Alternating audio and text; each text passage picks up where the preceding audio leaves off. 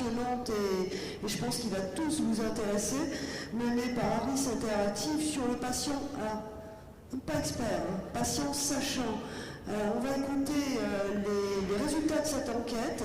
Vous allez nous la présenter, si ça ne vous dérange pas, de manière assez synthétique, pour qu'on puisse ensuite y sourit. Ça va être difficile, mais c'est pas grave. Ok, il a dit qu'on avait un peu plus de temps, mais n'abusez pas. Et ensuite, comme ça, on pourra bien sûr vous poser des questions et échanger avec la salle.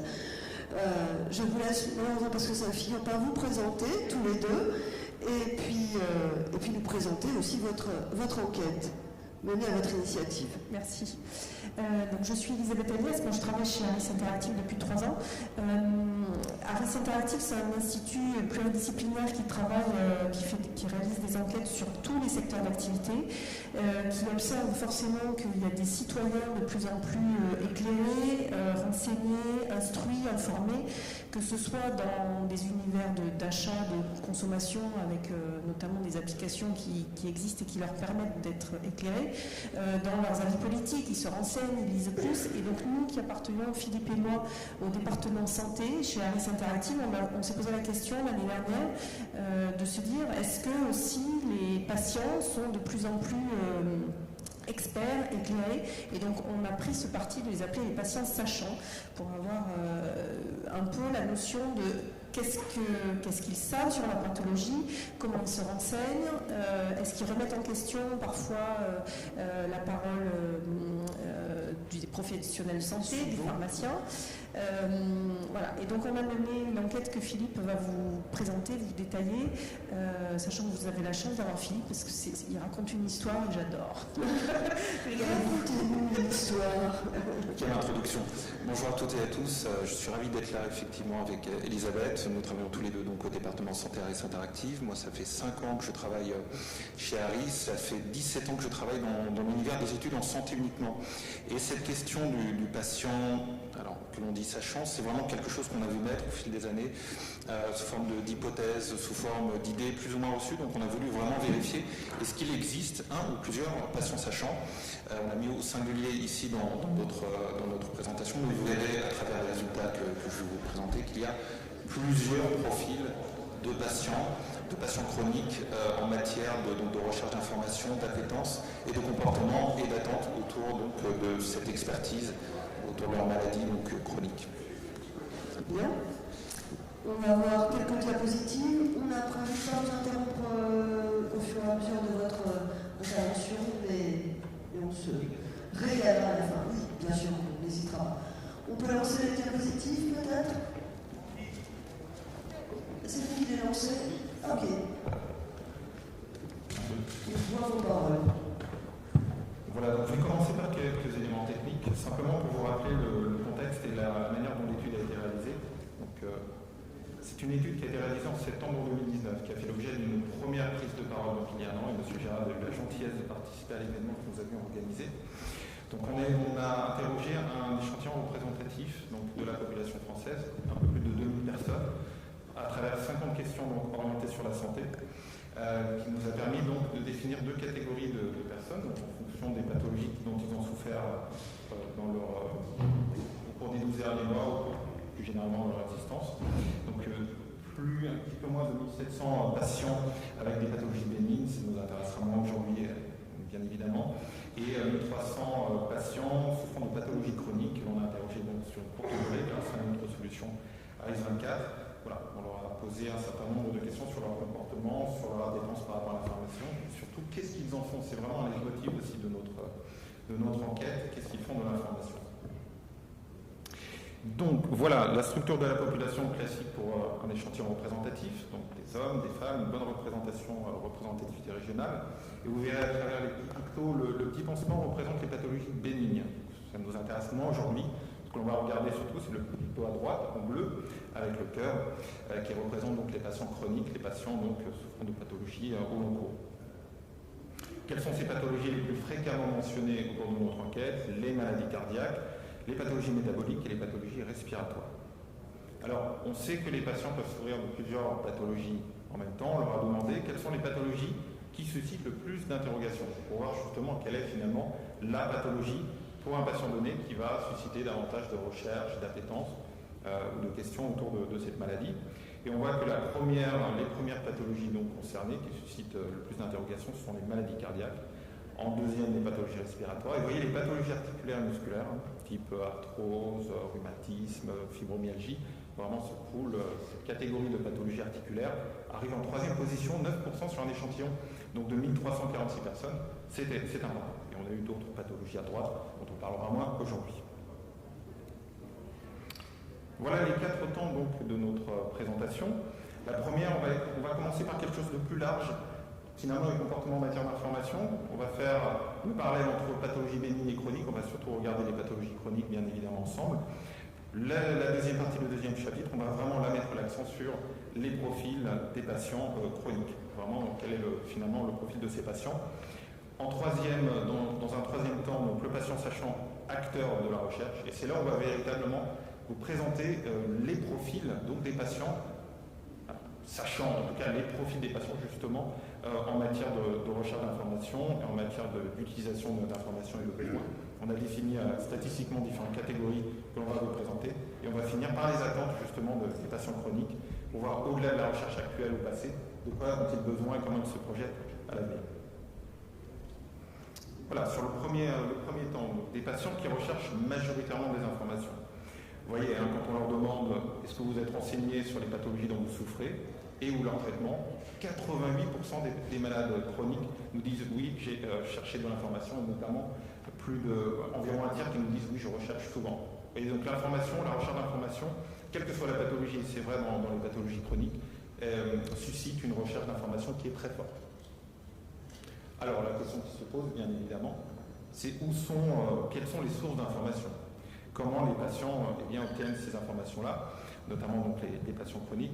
On voit finalement que le professionnel de santé, particulièrement les médecins, mais pas seulement, représente toujours la première source d'information. Donc ça aussi, c'était une hypothèse pour nous au départ. Est-ce que le médecin, à l'ère du digital, on parle d'Internet, des réseaux sociaux, on parle de mille et une sources d'information. Qu'en est-il du médecin et du professionnel de santé? Représente-t-il toujours une source d'information importante? Eh bien oui, la réponse est oui dans notre étude. Internet pour un patient sur deux. Vous voyez, quand même, représente une source d'information notable. Et puis, pour un petit peu moins d'un patient sur deux, la presse, la documentation, des choses peut-être un petit peu plus classiques, représente aussi une source importante. Et quand même à noter, l'interaction, justement, c'est un petit peu aussi l'objet de notre journée aujourd'hui, l'interaction humaine avec d'autres patients représente environ 3%. Donc un tiers des patients qui recherchent de l'information grâce à un échange avec d'autres patients. On recherche de l'information, mais la question qu'on se pose derrière, c'est quel est le niveau de confiance, le degré de confiance accordé aux différentes sources d'information. Là aussi, c'était vraiment une question qu'on s'est posée. On a voulu, entre guillemets, en avoir le cœur net. Quel est le crédit, la confiance accordée aux différentes sources, puisqu'on voit ici qu'on retrouve les professionnels de santé, des sources entre guillemets plus classiques, et d'autres sources un peu différentes, notamment les laboratoires pharmaceutiques, les réseaux sociaux, puisqu'on en parle souvent en ce moment, et pas uniquement de santé évidemment. Donc vous voyez que le médecin, aussi bien spécialiste que généraliste, continue à finalement fédérer. Il y a un vrai capital confiance qui se maintient autour du professionnel de santé. Il n'y a pas de défiance par rapport à l'information collectée ou engrangée grâce aux professionnels de santé. Le pharmacien également, un petit peu en retrait, 2 tiers des patients qui également accordent leur confiance aux pharmaciens. Et on s'est intéressé aussi en bas de classement aux réseaux sociaux. Finalement, seulement 13% accordent une confiance dans l'information et les sources issues des réseaux sociaux. Donc c'est relativement peu. On a une petite différence significative ici en bas à droite pour les jeunes patients de 18 à 34 ans qui accordent davantage de confiance aux réseaux sociaux. Mais il y a quand même encore un degré de confiance qui reste assez limité. Et les laboratoires pharmaceutiques, on s'est aussi intéressé à l'industrie pharma, 23%, un quart. Certains verront le verre à moitié vide, d'autres le verre à moitié plein. C'est quand même un quart des patients qui accordent. C'est pas beaucoup, mais quand on pense à, on va dire, ces dernières années, un certain climat de défiance vis-à-vis de l'industrie pharma, c'est pas surprenant. L'interprétation, c'est d'abord quel regard on veut porter. 25%, un quart, vu le contexte, et puis en considérant que les professionnels de santé ont encore un crédit extrêmement fort, on peut dire que c'est finalement pas négligeable. On peut mieux faire, c'est certain. Ce n'est pas très important, mais voilà, il y a quand même un patient sur 4 qui ont confiance dans l'information issue de l'industrie pharma. Enfin, chacun appréciera le chiffre. En fait, les patients connaissent les sources sûres d'informations. Et c'est presque par dépit qu'ils se tournent vers autre chose. On a presque envie de conclure ça face à votre diapositive. Ils ont confiance dans qui? Dans les médecins? Pas dans les réseaux sociaux, pas trop dans les labos. Et finalement, s'ils vont vers autre chose que les médecins, c'est parce qu'ils ne sont pas là, les médecins n'ont pas suffisamment présent. Oui, c'est là où intervient justement la notion de profil, parce que tout le monde n'a pas la même appétence, tout le monde n'a pas les mêmes attentes, sans parler forcément de défiance vis-à-vis de l'industrie ou vis-à-vis de sources non institutionnelles. Vous avez vraiment des profils différents qui vont après orienter leur recherche en fonction de leur sensibilité et leur appétence vers telle ou telle source. Donc les laboratoires pourront intéresser certains, mais effectivement pas tous, puisque voilà, le professionnel, les sources plus classiques, traditionnelles, resteront majoritaires pour certains patients. On va en reparler justement. Après, il y a juste une chose, c'est que là, c'est ce qu'ils déclarent. Ça ne veut pas dire que c'est l'impact que ça a. C'est-à-dire que s'ils lisent quelque chose sur les réseaux sociaux, ça ne veut pas dire que ça n'a pas d'impact. Là, mais on a juste posé la question. Ils n'accordent pas beaucoup de confiance. Non, mais c'est quand on vous pose la question comme ça de manière générale. Je n'accorde pas de confiance. Maintenant, si je lis quelque chose, finalement, peut-être que je vais y croire. D'accord. Voilà la subtilité. Quand on pose la question aux gens, est-ce que la publicité vous impacte? Ils répondent tous non. Dans les faits, c'est oui. Donc là, c'est bien la question de la perception et du déclaratif des patients. C'est très intéressant. En tout cas, ça donne une coloration véritablement finalement à la hiérarchie entre les sources d'information en termes de confiance. Parce que souvent dans nos études que l'on mène, on entend beaucoup parler de sources, bien sûr, Internet, réseaux sociaux, etc. Mais on n'a pas toujours véritablement la notion de la crédibilité, du crédit et la confiance dans les informations auxquelles le patient a accès. Parce qu'en écoutant certains médecins, on nous dit oui, mais les informations sur les réseaux sociaux sont anxiogènes, les patients ont confiance, pas confiance. On a voulu vérifier. Donc, on a des éléments ici qui nous permettent de dire, voilà, le degré, en tout cas en septembre 2019, le degré de confiance était celui-ci auprès des patients, notamment les patients chroniques et les patients aussi souffrant de maladies bénignes. Ici, l'analyse a été faite dans leur globalité, mais ça donne déjà une bonne notion de la confiance accordée aux différentes sources. Alors, justement, on leur a demandé quel est l'objectif de cette recherche d'information sur la pathologie dont vous souffrez ou vous avez souffert. On voit quand même que si on regarde toujours le petit picto bleu sur les maladies chroniques, qu'un patient sur deux va chercher des informations pour mieux comprendre sa maladie. Ça, vraiment, la compréhension de la maladie reste un élément essentiel pour un patient sur deux dans la recherche d'information. En savoir plus sur les traitements, vous voyez, 39%, ça diminue un petit peu ici sur cette deuxième partie de la recherche. On est toujours par contre sur un bon niveau de recherche concernant les conséquences de la maladie. Vous voyez, 47%, on est à peu près dans le même registre, 51%, 47%. Ça veut dire que la recherche d'informations sur la maladie reste quelque part omniprésente pour les patients. Donc on cherche compréhension de la maladie et aussi les conséquences. C'est vraiment deux aspects qui sont importants pour les patients souffrant de pathologies chroniques. Et dans une moindre mesure, vous voyez, le résultat est un peu moindre ici, un peu plus d'un tiers des patients qui vont chercher, trouver des conseils pour vivre avec. Donc on est moins sur un versant pragmatique que sur un versant informatif et très orienté pathologie. Et dans une moindre mesure, mais ça reste quand même important, sur les traitements. En tout cas, le focus se fait plutôt sur la maladie. On a voulu aussi évaluer, en tout cas mesurer, le regard que les patients portent sur eux-mêmes. Parce que nous avons des hypothèses, nous avions des questions, nous avions cet objectif de comprendre si le patient sachant existe déjà. Mais on a voulu savoir comment les patients se perçoivent eux-mêmes, perçoivent leur niveau de connaissance, que ce soit en matière de maladie ou de traitement. Ce qui est intéressant ici, donc on a posé la question sur une échelle de 10 points, en 10 points. Et si on regarde donc à droite plus spécifiquement les patients chroniques, on voit que finalement le niveau d'expertise, le niveau d'auto-évaluation est bon. Les patients se considèrent plutôt comme ayant un bon niveau de connaissance sur leur maladie ou leur traitement. Vous voyez, il y a même un peu moins de 15% des patients qui se disent experts. Expert, ça veut dire une note sur notre échelle de 9 à 10, ce qui dans nos études est une très bonne note.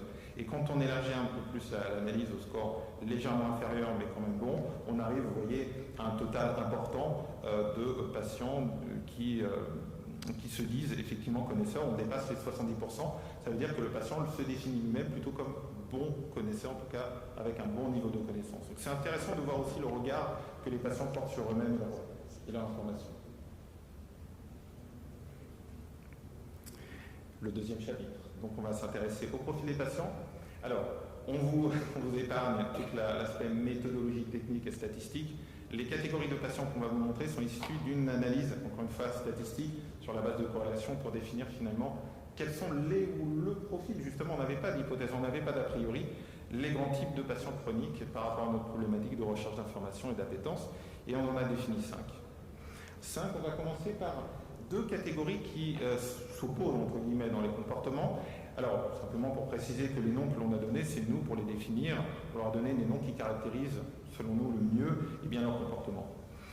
Alors, ils ne sont pas forcément les plus nombreux, mais quelque part, ceux qui sont les plus proches de la définition qu'on pourrait avoir a priori du patient sachant, ce sont effectivement les premiers en haut à gauche, 14%. Donc, ce ne sont pas les plus nombreux, mais si finalement, ce sont ces patients-là qui vont correspondre le plus à ces définitions du patient vraiment actif, en recherche très proactive de l'information.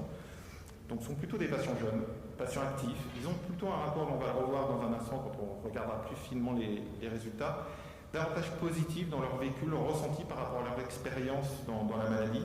Ils sont en recherche d'informations justement multicanales, on en parlait tout à l'heure. Est-ce qu'il y a le médecin, Internet comme source? Eh bien, eux, ils sont plutôt dans cette logique de varier justement les sources d'informations, tout en faisant confiance aux professionnels de santé. Ça aussi, c'est intéressant, c'est de voir qu'il n'y a pas de défiance. L'un et l'autre ne s'opposent pas. On peut faire confiance à son professionnel de santé et quand même être appétent et aller chercher de l'information ailleurs, sur des réseaux sociaux, Internet ou peu importe.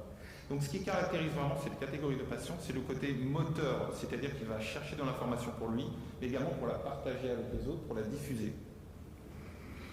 Le versant, on va dire opposé, une autre catégorie qui est également assez minoritaire, 11%, on les appelle les résignés. Les résignés, c'est plutôt alors vraiment dans l'analyse factuelle, sociologique, j'ai envie de dire, démographique de ces patients, il s'avère qu'ils sont plutôt jeunes, plutôt sans emploi. Et ce sont des patients qui ont vécu l'annonce de la maladie comme un véritable coup dur. Ils accusent le coup, il y a un sentiment d'impuissance finalement. Donc on a dit qu'il y a une forme de contemplation de leurs mots parce qu'il finalement, il y a moins d'implication et il y a moins ce sentiment d'avoir la possibilité de faire quelque chose. Donc ils sont peu nombreux, mais ils existent. Il y a une vraie résignation et quelque chose de malheureusement très, très lourd même émotionnellement chez ces patients. Deux autres catégories. En haut à droite, tout d'abord, 32%, nous les avons appelés les apprentis patients sachants. Pourquoi apprentis? C'est parce qu'ils ne sont pas, j'ai envie de dire, c'est un profil différent du patient sachant, mais il y a des points qui laissent supposer qu'ils ont le potentiel, entre guillemets, en tout cas ils ont des caractéristiques qui laissent supposer qu'ils pourraient évoluer vers un profil de patient sachant. Donc qui sont-ils? Encore une fois, sur la base de notre analyse, ce sont plutôt des patients seniors, retraités. Ils recherchent de l'information de diverses manières, surtout sur des sujets variés. Ce qui les caractérise, c'est vraiment la confiance totale dans les professionnels de santé. Là, il y a vraiment quelque chose qui est très, j'ai envie de dire, très connecté aux professionnels. Et là, la confiance est vraiment dédiée aux professionnels. Et ce qui les caractérise particulièrement, contrairement aux patients sachants, c'est qu'il a plutôt le sentiment que nourrir le dialogue avec le professionnel de santé peut apporter une satisfaction personnelle. Il sera plutôt dans une logique d'utilisation de l'information pour lui, pour sa connaissance, pour sa propre satisfaction. Moins dans cette notion de partage que les premiers, donc la première catégorie des patients sachants ont. Donc c'est plutôt une appétence forte vis-à-vis de l'information et énormément tournée vers le professionnel de santé, mais essentiellement pour une utilisation et vraiment j'ai envie de dire, un bénéfice vraiment qui est personnel. Vous avez une quatrième catégorie, un peu moins d'un tiers, on les appelle les bons élèves en bas à gauche. En termes de caractéristiques, on retrouve également des patients retraités, multiples comorbidités aussi, on a cette caractéristique. Alors, leur attitude est plutôt passive, c'est-à-dire qu'ils vont finalement, ils ne jurent que parce que le professionnel de santé va leur dire aussi bien le pharmacien que le médecin. Donc l'appétence, la recherche d'information est beaucoup moins forte.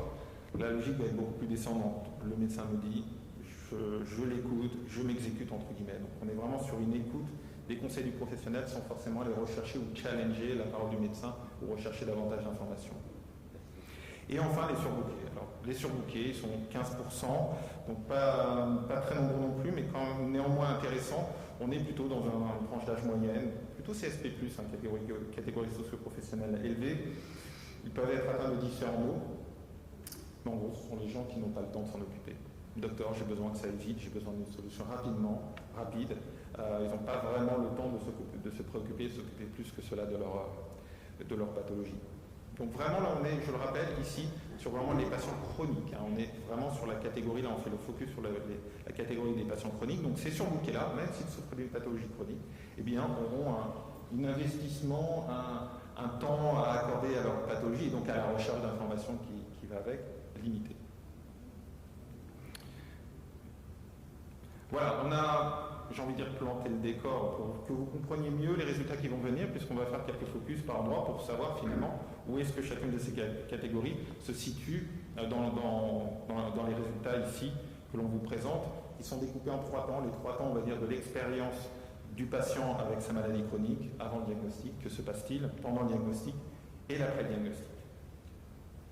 Toujours, je le répète, ici, on ne parlera plus que des patients souffrant de maladies chroniques. Donc, certains nous ont dit bien connaître globalement leur maladie avant le diagnostic. Très bien. Bon. Mais comment ont-ils acquis cette connaissance? Alors, on voit ici déjà ce premier distinguo. Vous voyez, ça rejoint un petit peu le point de tout à l'heure. On voit que les patients un peu plus âgés, un peu plus seniors, seront davantage tournés vers les professionnels, spécialistes ou médecins généralistes, et les plus jeunes, 18-34 ans, donc vers Internet. Donc, ce qui est intéressant, au-delà de peut-être cette idée reçue, c'est de mettre des chiffres, de voir quelle est, j'ai envie de dire, scientifiquement, entre guillemets, eh bien, cette tendance, vous voyez qu'Internet, les réseaux sociaux, les sites des laboratoires, les sites web en général, eh bien, vont être un petit peu plus importants, en tout cas fréquemment utilisés par les jeunes. Et encore une fois, j'insiste bien, ça ne veut pas dire que la parole du médecin est remise en question. Pendant le diagnostic, il y a un autre élément qui nous a vraiment intéressés parce que c'est un corollaire de la problématique initiale de l'information, de l'appétence, etc. C'est finalement comment on vit le diagnostic. Parce que l'expérience du diagnostic peut définir, et je pense que ce point parlera à tout le monde, ce point-là peut définir énormément le comportement derrière en termes de besoins, d'attentes et de rapport aux professionnels et de rapport à l'information générale. On leur a demandé, donc sur une échelle de 1 à 10, de nous donner leur niveau de satisfaction concernant la manière dont le professionnel de santé a annoncé le diagnostic de leur maladie. On voit que la note moyenne est de 7 sur 10. Alors 7 sur 10, nous en étude, encore une fois, on considère que c'est une note qui est bonne mais peut réellement mieux faire. Une vraie bonne note commence à 8. Donc c'est bien, mais on voit que c'est perfectible.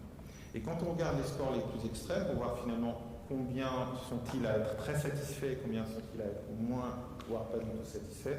On voit que les très satisfaits, donc 9 et 10, sont 23%, un peu moins d'un patient sur 4. Donc, ça montre finalement qu'il y a quand même une frange de la population qui vit plutôt bien cette annonce du diagnostic avec un ressenti davantage positif. On va le revoir dans un instant.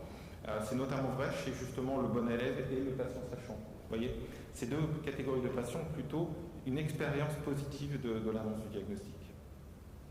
Alors que ceux qui ont une expérience plus négative, donc qui donneront des notes moins bonnes, à peu près un tiers, 1,5%, eh bien, ce sont notamment les résignés. Souvenez-vous, les résignés ont un vécu plus difficile, une forme de lourdeur de résignation, de contemplation des avis de leur mot qui est important. Ça rejoint ici sur mon diagnostic, notamment pourquoi sont-ils insatisfaits? Eh bien, des questions restent sans réponse, manque de temps du professionnel de santé. Ça, c'est aussi dans d'autres études des choses qu'on entend assez régulièrement, le manque de temps du professionnel qui accorde pas au mon diagnostic assez de temps, et le manque d'informations sur le traitement et éventuellement les aides disponibles. On a voulu mettre des mots, donc on leur a posé finalement quelles sont les émotions et les sentiments que vous avez pu ressentir et que vous ressentez au moment du diagnostic de cette maladie, pour voir finalement, encore une fois, dans quelle mesure le ressenti va éventuellement impacter ensuite leur comportement en matière d'information, en matière de besoins également. On voit que c'est assez partagé, une légère majorité de patients qui ressentent des émotions négatives de type stress, impuissant, un sentiment d'impuissance, tristesse, c'est notamment vrai chez les patients résignés ou la partie patient sachant, vous voyez aussi. Alors que les émotions plus positives, on les retrouve plutôt chez le patient sachant, comme on l'a défini tout à l'heure, ou le bon élève, avec des sentiments comme l'espoir, le soulagement aussi de pouvoir mettre un mot ou des mots MOTS sur des mots MEX, Le sentiment d'être soutenu aussi. Vous voyez, il y a des choses quand même assez intéressantes. Le diagnostic peut aussi être quand même vécu s'il est accompagné d'émotions, en tout cas il peut être accompagné d'émotions positives quand il y a un sentiment de soutien, notamment. Alors le diagnostic est posé, on leur a aussi demandé finalement quel est le niveau de confiance accordé au praticien qui a posé le diagnostic, parce qu'on s'est dit aussi, le diagnostic peut être remis en question, puisqu'on a aujourd'hui accès à tellement de sources qui peuvent nous permettre presque tous de poser un autodiagnostic. Eh bien, on voit que malgré tout, la confiance reste forte vis-à-vis du praticien. 87%, c'est élevé. Le diagnostic n'est pas remis en question. La confiance règne. C'est moins vrai chez le patient résigné. On l'a vu, le contexte est plus difficile chez ces patients. Ils sont seulement 8% à dire être confiants. Vous voyez, c'est très en dessous. Donc ceux-là sont beaucoup plus, ils ont vraiment cette difficulté à appréhender leur maladie, mais également à appréhender la relation au professionnel. Une autre question centrale de notre étude, j'ai presque envie de dire que c'est presque le point de départ de notre réflexion pour monter ce dispositif et cette étude, c'est de se dire, est-ce qu'il y a aujourd'hui une tendance à, je mets beaucoup de guillemets, mais influencer, puisque le terme est à la mode, on parle d'influenceurs dans des tas d'univers, on s'est demandé si ce phénomène, qu'on l'appelle influence ou impact, quel que soit le mot, existe en santé chez les patients justement qui cherchent de l'information. Est-ce qu'ils font de la recherche de l'information pour justement chercher à discuter, voire même influencer les décisions et les décisions de prescription. Alors, on a vu que ici les tendances sont différentes selon le profil du patient. Le patient sachant, le résigné ou le surbooké vont plutôt être enclins à influencer, seront un petit peu plus dans cette logique d'influence, influence via des demandes de prescription ou des discussions sur les traitements. Et ça, voilà, pour certains médecins, c'est quelque chose d'assez nouveau. Docteur, j'ai entendu parler de ça, est-ce que c'est bon pour moi, etc. Et c'est très intéressant, et on pourrait en parler des heures, mais ça suscite aussi des réactions chez les médecins, chez certains médecins divers et variés. Et puis aussi des patients qui vont chercher un deuxième avis, quasiment 1 sur 2. Donc vous allez me dire, oui, mais 18% c'est peu pour l'influence sur les prescriptions. Eh bien, statistiquement, ça ressort comme un chiffre important. Et finalement, 2 patients sur 10 qui vont chercher à influencer les prescriptions, eh bien, on peut dire quand même aujourd'hui, ce n'est pas négligeable dans un contexte où habituellement c'est plutôt le décideur, le médecin qui sait et qui prescrit sans forcément qu'il y ait discussion. Et on peut se demander aussi pourquoi les résignés sont aussi dans cette logique d'influence. Eh bien, même si on ne leur a pas demandé expressément la raison, on peut facilement imaginer que les résignés vont plutôt dans une logique de demander non docteur, je n'ai pas envie de traitement, ou non docteur, laissez-moi tranquille, dans cette logique un petit peu plus d'opposition vis-à-vis des traitements. C'est une hypothèse en tout cas. Et à contrario, les suiveurs, vous voyez, là c'est vraiment la tendance, c'est très nettement différent. Alors eux, ils suivent exclusivement le traitement du médecin, vous voyez, ils sont vraiment discutés, donc 96% de la quasi-majorité sont vraiment aussi bien le bon élève que l'apprenti patient sachant dans cette logique d'adhésion sans discussion à la décision du médecin. Et vous voyez, seulement 22 vont chercher un deuxième avis. Donc ça nuance quand même ces hypothèses. Est-ce que finalement les patients ou le patient va chercher à influencer la prescription? Et il y a une question qui me brûle les lèvres, peut-être que vous allez me dire, est-ce que par rapport à ces 2 positions, on a aussi une étude concernant l'observance au traitement? Est-ce que ceux qui sont plus des influenceurs, on a envie de dire les suiveurs, peut-être sont aussi d'une autre manière de meilleurs malades parce que plus observants au traitement? Alors l'étude n'y répond pas, mais c'est une excellente question parce que c'est un sujet tellement vaste. L'observance. Vous n'avez pas cette question? Non, cette question n'a pas été posée dans l'étude. Mais c'est une excellente question c'est un sujet d'étude en soi. Parce qu'il y a la notion d'observance, mais il y a la notion d'adhésion, il y a la notion. Ce qui définit aussi l'observance, c'est pas seulement la rigueur du patient, c'est aussi l'accompagnement qu'il lui est offert. Et ça, c'est un sujet. Ça peut nous donner une idée d'une prise de parole pour 2020. Vous faites payer attention, elle est chère. Mais voilà, effectivement, la question se pose, mais on ne pourra pas conclure sur la base de cette étude-là. Alors, une autre question aussi, vraiment qui fait écho à des sujets récurrents dans nos études en santé, eh bien, c'est la question de la documentation et des contacts que les patients reçoivent après le diagnostic. Est-ce qu'ils reçoivent de la documentation? Globalement, un patient sur 2, 48%, vous voyez. C'est un peu plus vrai chez le patient sachant, alors peut-être lui-même va chercher de manière proactive des contacts ou de la documentation, Mais la question qu'on s'est surtout posée, c'est finalement, est-ce que c'est une perte de temps? Est-ce que c'est une perte d'argent? Est-ce que c'est de l'argent bien investi de la part de l'industrie pharmaceutique? On peut se demander, voilà, ça traîne sur le bureau d'un médecin, c'est donné, mais est-ce que c'est lui? Eh bien, la réponse est oui, vous voyez, 86% des patients qui ont reçu la documentation, eh bien, disent en prendre connaissance. Donc, on répond à la question véritablement, est-ce qu'ils lisent? Est-ce qu'ils prennent connaissance de ces documents? La réponse est oui, et c'est encore plus vrai chez le patient sachant qui, lui, va être encore plus appétant et va réellement, dans la quasi extrême majorité, prendre connaissance de ces documents et de ces contacts. Donc oui, c'est aussi une hypothèse qu'on a voulu creuser et comprendre ici. On voit que ces documents sont encore pertinents. Ce que l'on remet aux patients au moment de la consultation, en tout cas après le diagnostic, eh bien ces éléments sont lus. Les patients prennent connaissance en majorité. Est-ce qu'ils recherchent encore des informations? Eh bien oui, après. Vous voyez, il y a encore une appétence qui se maintient. Il y a eu de l'information pour certains avant le diagnostic, pendant le diagnostic via le professionnel de santé notamment, mais pas seulement. Eh bien oui, il continue pour la grande majorité, vous voyez, 71% ici, des patients chroniques toujours, qui vont chercher de l'information supplémentaire après le diagnostic. C'est moins vrai chez le bon élève, vous l'avez compris je pense, le bon élève lui va être beaucoup plus, on va dire, va se calquer sur l'information que donnera le médecin, mais ne cherchera pas nécessairement à en savoir plus. Donc l'appétence continue, c'est la conclusion ici. Et environ la moitié va finalement parler de ses recherches d'information à son médecin. Vous voyez, une information, on continue de chercher l'information, mais on la partage aussi avec son médecin, dans un cas sur deux. C'est également une proportion importante. Donc rapidement, quelles sont les sources? On a ici, on retrouve, en plus des sources classiques, on a mis un peu le focus sur Internet. Internet, c'est 41%, vous voyez, un peu moins de la moitié des patients, après les diagnostics, qui utilisent Internet, versus par rapport à 58% avant le diagnostic, donc c'est un petit peu moins. Et les réseaux sociaux, vous voyez, en queue de peloton, à 4% par rapport à 21% avant le diagnostic. Donc c'est pas forcément vers les réseaux sociaux qu'on va se tourner après le diagnostic pour rechercher l'information. Ça aussi, c'est un élément qui nous a intéressés et interpellés. On leur a demandé dans quel but. Pourquoi continue-t-il à chercher de l'information? Eh bien, parce que, en fonction du profil donc l'on a défini du patient, la motivation et l'objectif sera différent. Le patient sachant, n'oubliez pas mon préambule, lui va être dans une logique altruiste, c'est-à-dire qu'il va vraiment expliquer à ses proches, donner des conseils, sans chercher forcément à importuner ou à déranger son médecin. Il est dans une logique d'information pour lui, mais également de partage. Il est vraiment moteur, c'est vraiment très intéressant.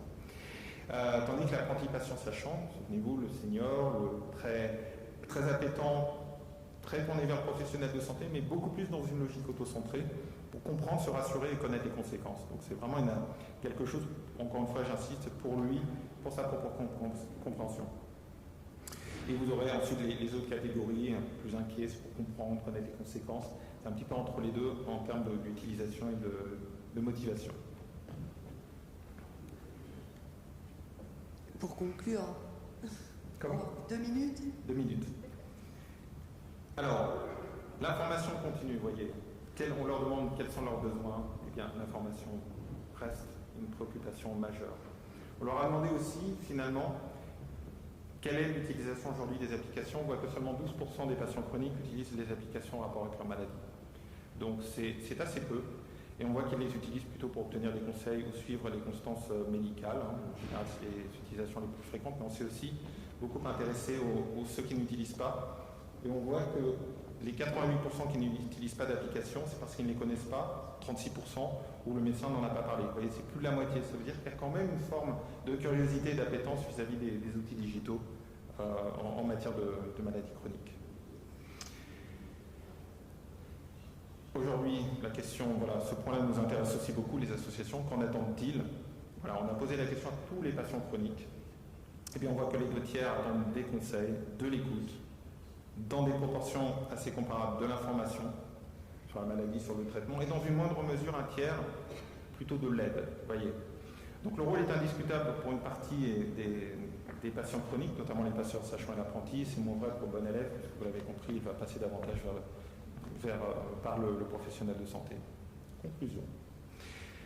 Bon, je vais passer vite sur le patient jeune, engagé dans l'information, dans une logique de promotion. Je pense que vous avez bien compris son profil plutôt jeune, plutôt positif, plutôt dans cette logique de diffusion. C'est un peu le patient référent, c'est le patient ressource, le patient un peu influenceur, multicanal, ça on l'a bien compris. Et le patient sachant, l'apprenti patient sachant, vraiment gardons à l'esprit, là je vous montre ces informations parce qu'on retrouve notamment des patients souffrant de pathologies articulaires ou des pathologies de la peau, c'est moins le sujet aujourd'hui, mais voilà, on retrouve aussi dans cette catégorie de patients effectivement différentes pathologies, dont les pathologies articulaires, donc des patients plutôt seniors, je l'ai dit, avec un sentiment un peu plus négatif sur la maladie, un niveau de satisfaction un peu moindre par rapport au diagnostic, et davantage suiveur, on l'a dit, du professionnel. Vraiment plus, on va dire, davantage tourné vers la caution médicale, les sources institutionnelles. 4 choses, 4 messages, on va dire, en tout cas 4 idées en conclusion de notre étude. On l'a dit tout à l'heure, mais je pense qu'il faut le répéter, c'est qu'il n'y a pas d'opposition visiblement, en tout cas dans notre étude, dans les résultats. À être un patient sachant, c'est aussi faire confiance aux professionnels de santé. Et on n'oppose pas les deux, hein. On peut être sachant, appétant pour soi, mais également maintenir ce niveau de confiance élevé aux professionnels. Il y a des opportunités dans le digital, le sujet plus jamais d'actualité. Alors, si on faisait la même étude aujourd'hui avec le Covid, les résultats seraient certainement, on ne sait pas. En tout cas, c'est intéressant de le savoir. Mais à l'époque, en tout cas, au moment de la réalisation de l'étude, le digital présentait des vraies opportunités. Et puis des opportunités aussi pour soutenir et accompagner, soutenir le patient sachant, parce qu'il est lui-même déjà moteur dans son appétence. Et puis accompagner l'apprenti sachant, mais à condition de bien, encore une fois, c'est vraiment important, de bien distinguer les groupes de patients en fonction de leur appétence. On ne peut pas dire qu'il y a un seul profil de patients sachants vers qui il faut proposer les mêmes solutions. Merci. Merci beaucoup pour cette présentation extrêmement intéressante.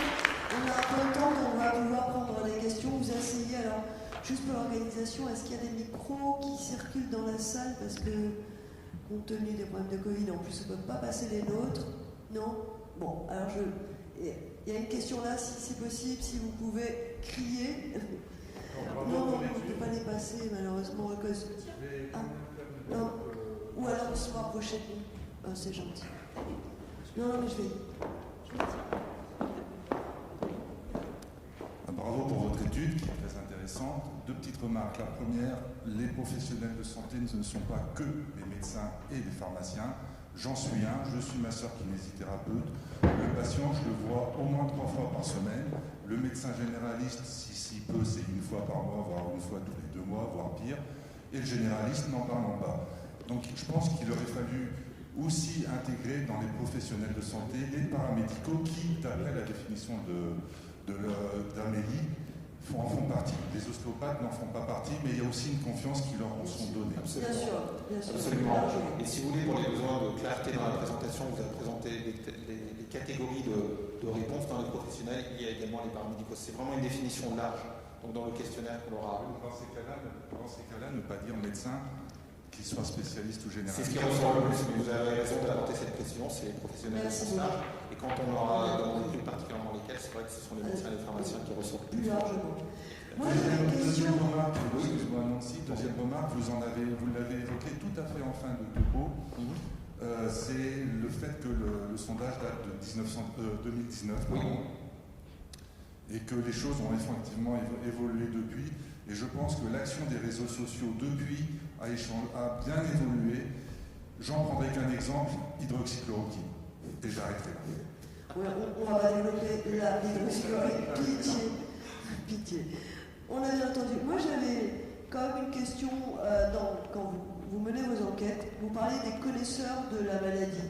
Est-ce que la question, c'est connaisseur de sa maladie ou connaisseur de la maladie?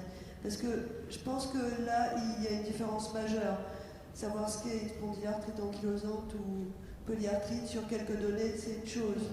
Quand les gens se disent connaisseurs, est-ce que vous avez un petit peu cette subtilité sur leur maladie ou la maladie? On n'a pas la subtilité ici dans l'étude, mais on voit par expérience qu'il y a quand même souvent un amalgame, parce que la recherche se fait sur la maladie pour soi, donc il y a un aller-retour finalement entre les deux.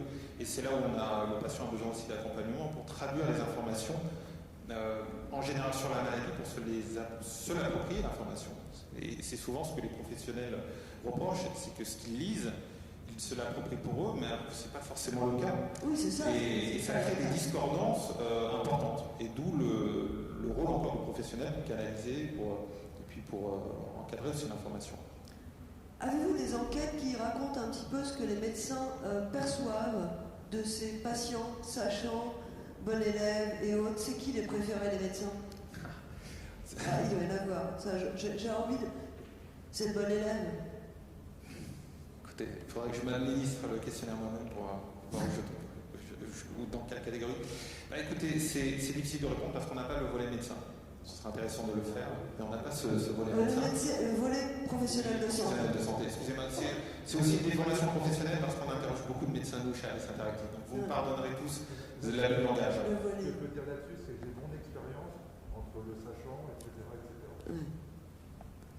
Ce que je peux vous dire, c'est de l'expérience empirique, c'est qu'en multipliant les études avec des professionnels différents sur des sujets plus ou moins connexes à notre sujet aujourd'hui, c'est que l'on voit que finalement le rapport du médecin au patient sachant est très variable d'un médecin à l'autre. Ça dépend de plein de choses, ce n'est pas qu'une question de génération. Vous avez des médecins qui vivent quelque part cette interaction comme quelque chose de très positif pour finalement renforcer le lien thérapeutique, l'adhésion. Et d'autres qui vont vivre ça comme une forme de, j'ai envie de dire, quelque chose qui peut être délétère entre guillemets dans la relation thérapeutique parce que l'interaction devient finalement un moment où vous devez recanaliser le patient. Vous devez éventuellement corriger certaines fausses croyances.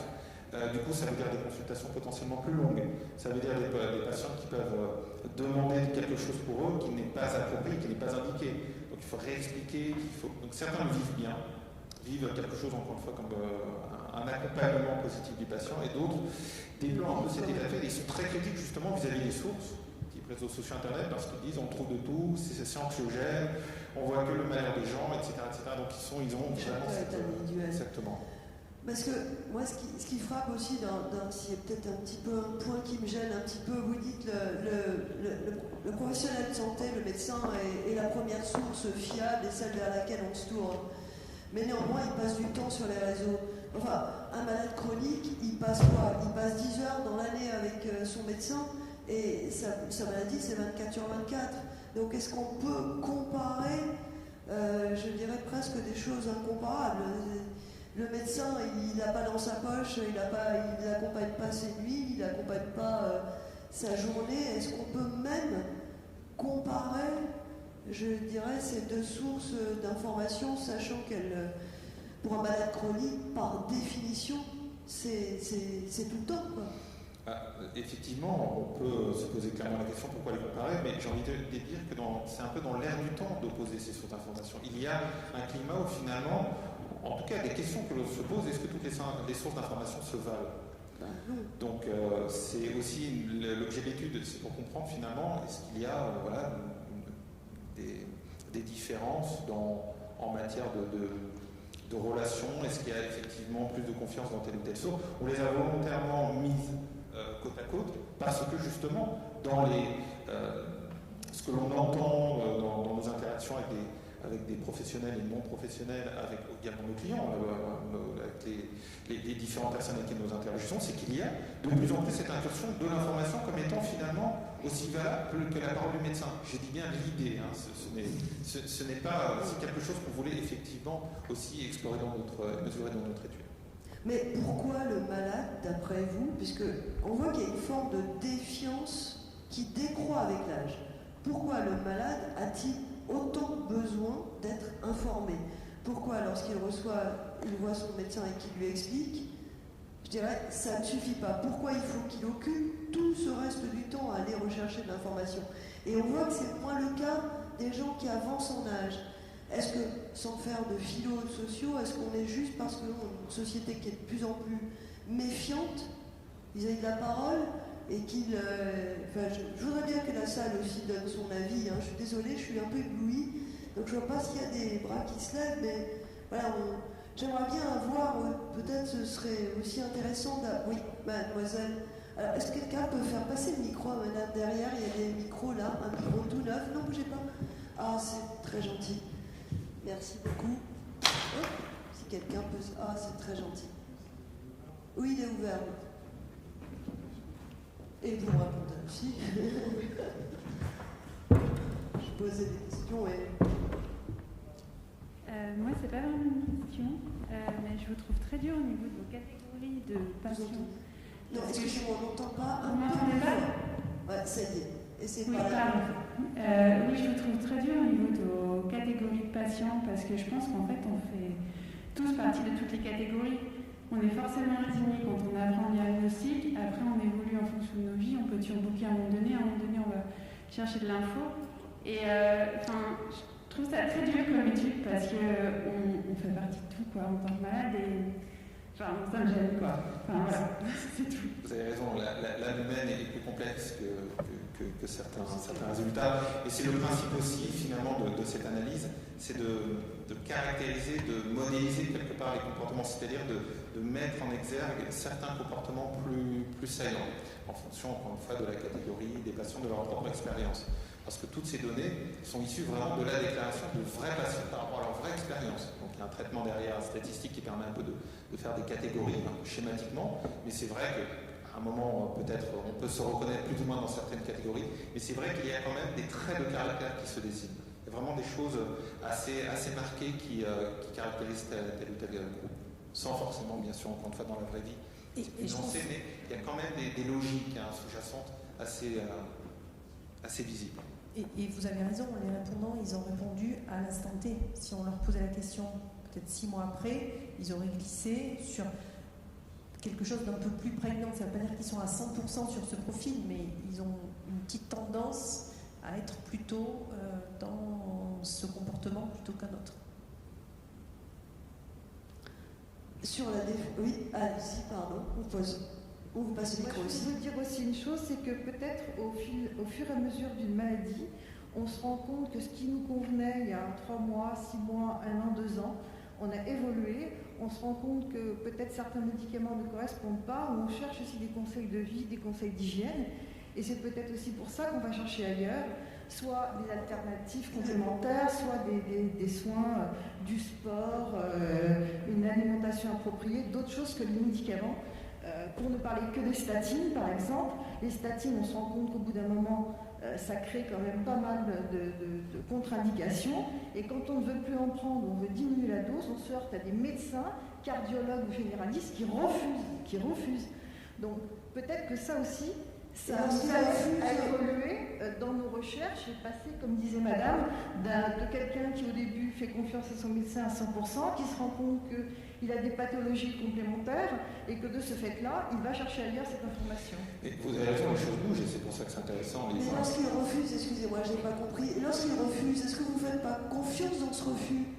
Non, parce que quand on se rend compte qu'on a des problèmes importants de santé suite à vous parlez des statines, moi je parle des statines, et que le cardiologue et le généraliste refusent, on a envie d'aller voir ailleurs, de chercher un médecin qui va essayer de diminuer les doses, de faire autre chose. Donc on cherche. Parce que vous êtes convaincu qu'il n'entend pas ce que vous absolument. Donc il y a quand même cette idée de ne pas être écouté. Oui, surtout quand on montre à l'appui qu'à l'étranger ou ailleurs, il y a des problèmes avec ce genre de médicaments et qui refusent de vous changer de traitement. Non. Et après, oui, on entend votre réponse, il y a une autre question. Vous voulez réagir? Non, vous avez raison. Et votre cas, en tout cas, ce que vous décrivez, peut faire partie aussi de certaines catégories, justement, qui vont jusqu'à discuter, remettre en question la prescription. Après, l'étude ne répond pas au volet. Quelle est la réponse du médecin face à ces demandes? Oui, ça serait intéressant. Et deuxième point, par rapport à votre première remarque, oui, les choses évoluent. C'est pour ça que c'est intéressant de faire... ce serait intéressant de faire des mesures régulières aussi de cette situation. Est-ce que le patient, sachant aujourd'hui, ce que l'on vous communique ici comme résultat, eh bien, avec le Covid, avec cette nouvelle situation, on aurait peut-être des résultats complètement différents. Est-ce que ça évolue? Oui, bonjour. Alors en fait, je suis complètement d'accord avec madame là, qui vient de parler. Moi, pour mon cas... Un peu plus fort, s'il vous plaît. Oui, vous m'entendez? Oui, ça y est. Alors en fait, je disais que j'étais complètement d'accord avec madame. Pour mon cas personnel, j'ai eu un grave problème de santé dû à mon traitement. Je ne vais pas le citer.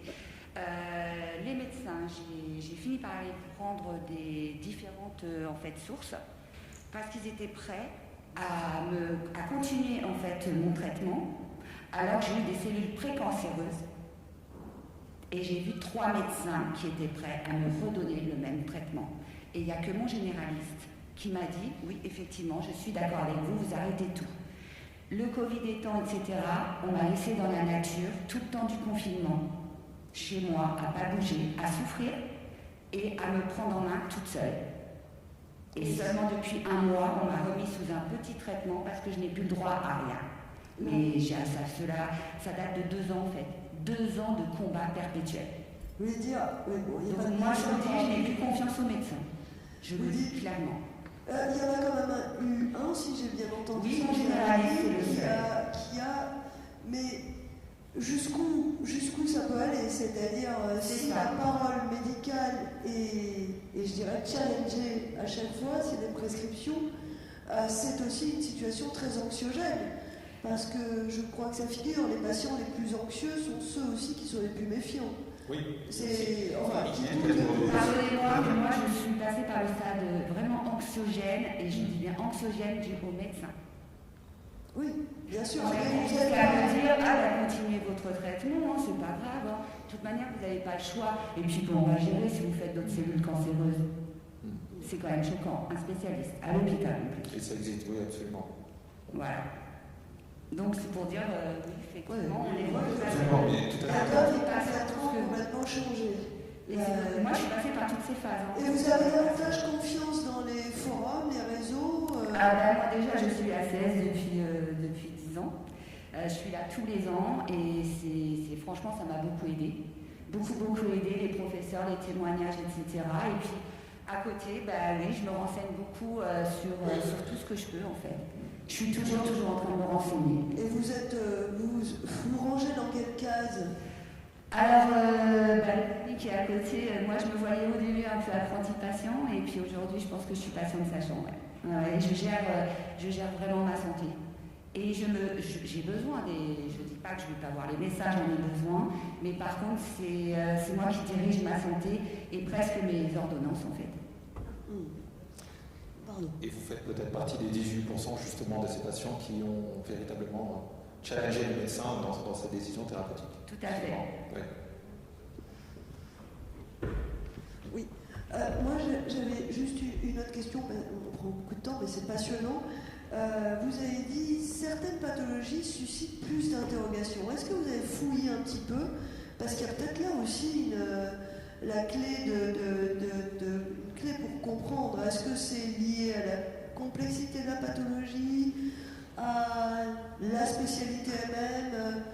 On a les données, si vous voulez, puisqu'on a été le plus exhaustif possible dans les pathologies chroniques, très longue liste de pathologies. On pourrait faire des sous-analyses si, je ne vais pas être trop technique, mais si les échantillons nous le permettent, c'est-à-dire de voir s'il y a dans telle ou telle pathologie des phénomènes plus importants. Donc là, on va faire effectivement une analyse sur les 20, 30, 40 pathologies chroniques. Là, on a la possibilité de le faire pour voir, effectivement. On a illustré quand même dans les résultats si certaines pathologies étaient plus représentées que d'autres.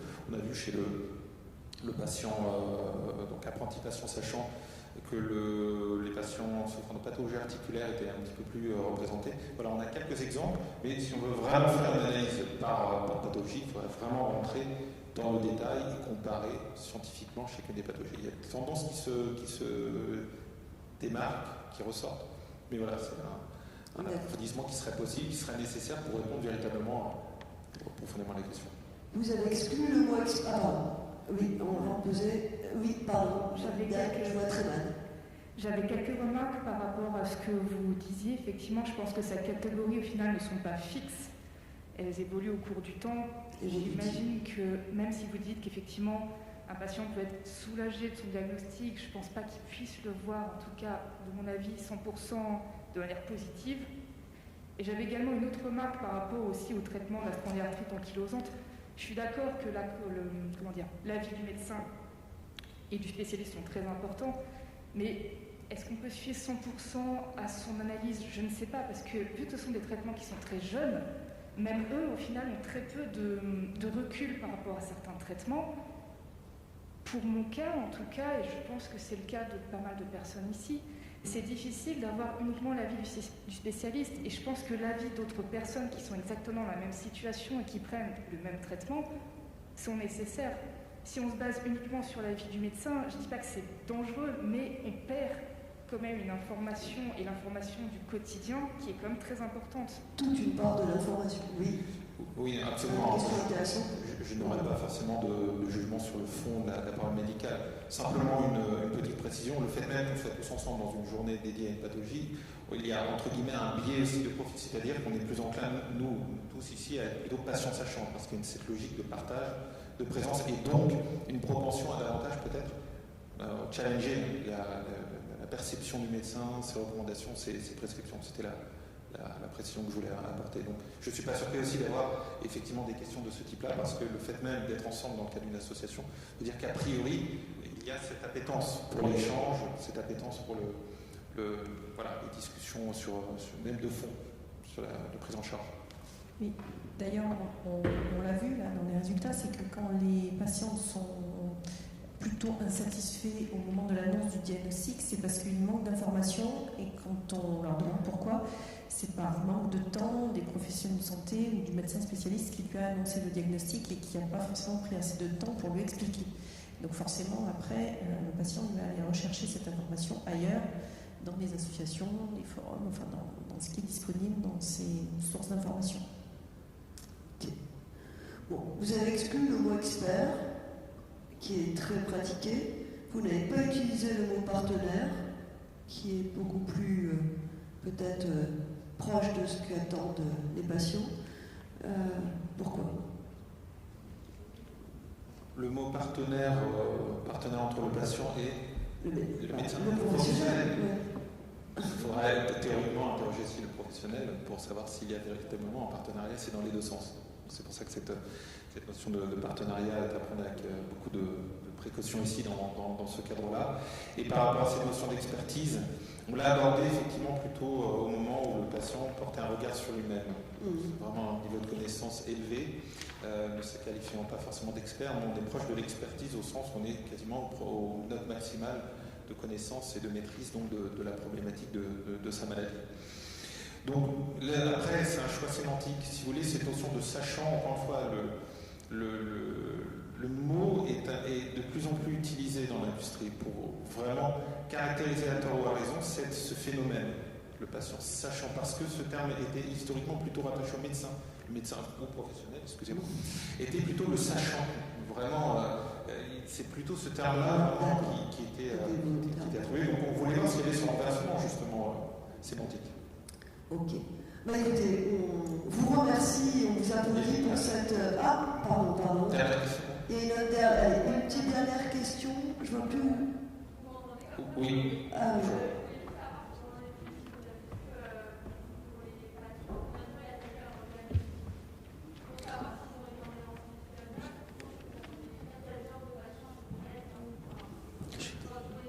Oui, non, on n'avait pas cette notion de délai. Votre question, c'est est-ce qu'on va poser la question du délai de diagnostic, c'est bien ça? Inhérence, non. C'est un sujet important aussi qui est un vrai chapitre qui n'a pas été abordé, aussi parce que l'objectif de l'étude était assez large, on ne pouvait pas entrer dans le détail de tous les sujets. On n'a pas cette notion, comme vous dites, de délai. Non. Même si c'est un point effectivement intéressant. Et on attend la même enquête post-Covid, parce que là, je pense que ce sera extrêmement intéressant de voir comment ont évolué les résultats. On vous applaudit, merci beaucoup pour cette présentation intéressante.